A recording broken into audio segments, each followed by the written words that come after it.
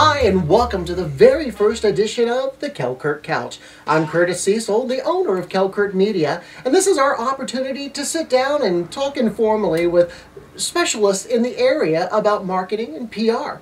Today's first guest is Kim Sloan. She's the owner of KIMBERLEE Media and the co-owner and co-founder of Synergy Cast, our brand new company coming soon. Congratulations on that, by the way. Oh, thank you. We're so excited. We already have clients. We're already out there working. So my co-owner, Walt Seafeld, and I, we have a great mix of technology and creativity. So we're excited. Very good, very good. Well, today's first discussion is about marketing to small towns, okay?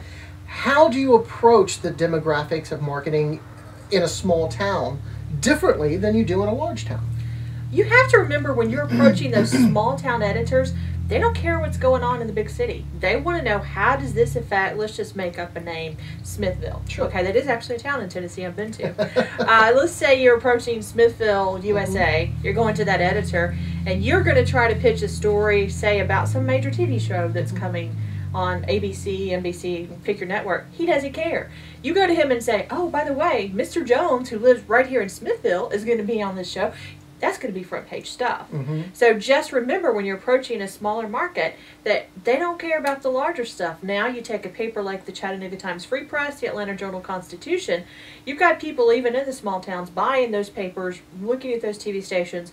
They're more apt to pick up pretty much everything if it's a good story. But it's got to be a good story no matter what size your market is. Well, let's talk about that. What is a good story? Give me some examples. Well, like what we just said, if you're looking for a good feature story, somebody doing a great thing. Did somebody in your town write a book and have it published? Is somebody going to be on television? Did somebody win a major award? Hey, an Academy Award, that would be awesome. You look at those angles. Or unfortunately, if somebody involved in a bad... Say, for example, in my last tour as a journalist, I was a crime reporter. If there was a major event like the Virginia school shootings, we would look for people who went to Virginia Tech to localize that story. That makes that a good story. If you knew somebody who went to Tech or who, heaven forbid, was actually there. It's basically just simple. Would you read it? Would you care about it? Do you care? Would you read it? Do you know somebody? You know, we try to make it so complicated, and one of the fatal mistakes I see in PR people is just pitching everything willy-nilly without making that initial contact to explain to editors, why does this apply to my paper? Why do I want to run it? So make it personal. Right. So especially with small towns, make it personal. That's a great tip right there. And speaking of which, you've been doing marketing for, what, how many years now? Well, I've been a journalist for 15 years. I've been in and out of PR marketing for about 7 or 8 years. Okay. So what type of marketing works best in a small town? Most small towns still have that tiny little newspaper that just goes out to residents. As I mentioned, I was editor of one for a while. That is, if you want to get people in that town particularly to know about something, you better put it in the paper. And if there's a small town radio station, those are kind of going by the wayside now with the way that radio marketing is.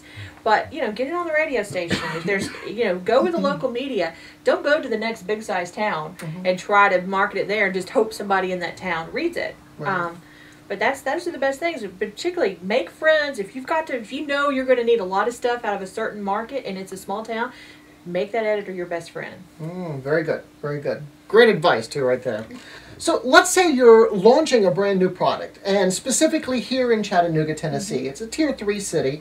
How would you approach that market differently if you're launching that product? Let's take, for example, you just made a brand new soda flavor. First off, you're going to have to craft that great press release and that great press kit. You've got to include the press release. You've got to include basically a fact sheet of how this product came to be, good photos. Put that all together. I hand deliver a lot of stuff if I'm actually in that market. I'm virtual. I'm a virtual company, so lots of times I can't actually go and get in someone's face. But it's always harder for them to say, no, I won't run it if you're standing at their desk. So I do try to, even when I'm doing it virtually, I try to make a phone call. I just don't mail things out willy-nilly. You have to really make a good case through that press kit and that press release as to why should you care about my soda flavor. So what? There's, 50 different kinds of soda and flavors on the market. What makes yours stand out?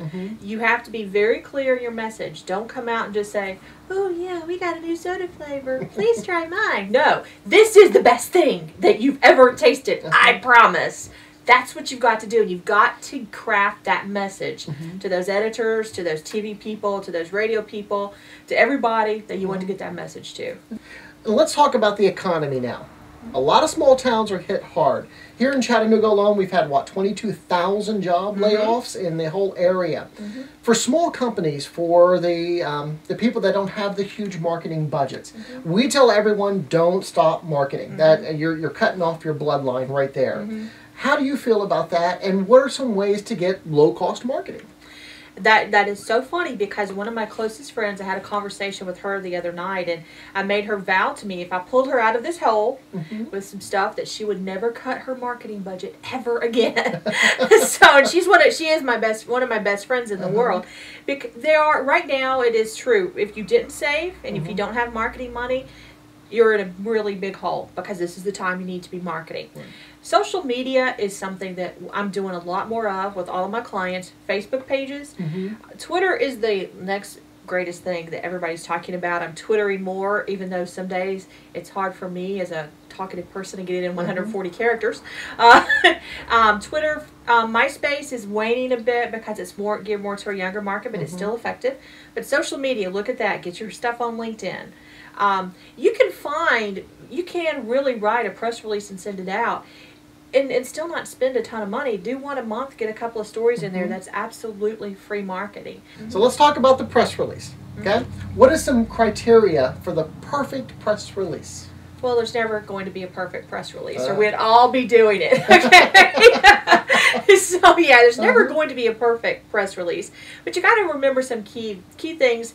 And if you've had Journalism 101, just kind of try to remember that with a press release. Great headline. Just say, let's say, for example, open house at KELCURT Media. Don't make the headline, KELCURT Media has an open house. Local company announces exciting expansion. And then, something like that. And then, of course, the lead. You don't have to, there are different schools of thought on this. I tend to go with, get something crafty. Tell the story, Curtis Cecil worked his butt off to get this business, and now he's bringing it to the world, kind of thing. Make it original, make it different. One of my campaigns, we actually sent the press releases in the press kit, and it's for a company that does hairstyling. Okay. We put hair on the press kit, like a little face with hair on it. Make it creative. What can I do to make this editor publish it after I get his attention? Gotta get his attention first. Get his attention and then publish it. Oh, very good, very good. Are there boundaries still with small companies and with small markets? I so much see it in some small markets. If you're, say, for example, you're in a tiny little town and you're the Chamber of Commerce, you're not going to send your press releases. You're not going to want to market to anything outside of that, probably. Different organizations, that's their market. I actually work with a client who has a theater group in kind of a small area, but we've expanded his marketing plan to regional because he's going to want to draw people in. But honestly, he's in North Georgia. We're not going to market to Florida. Yeah. So, but the internet has meant that people like you and I, we have virtual companies. We've worked on videos for people from California, from Washington State. So it has shrunk, but there's still a great need to have a small town marketing specialist, which I love small towns. I'm a small town girl. So there's still that need, but there's still also that opportunity to go worldwide with anything you do. That's awesome. Kim, tell everyone how they can find you on the web. Well, they can find my company at www.KimberleeMedia.com, and that's Kimberlee is spelled Kimberlee. My son is named Lee. My name is Kimberlee. And then also our new company, SynergyCast.com, is www.synergycast.com. And SynergyCast, also a different spelling, SYNGERIECAST. There you go. And you can find us at www.KELCURTmedia.com or become a fan on Facebook. Just do a search for KELCURT. We'd love to have you.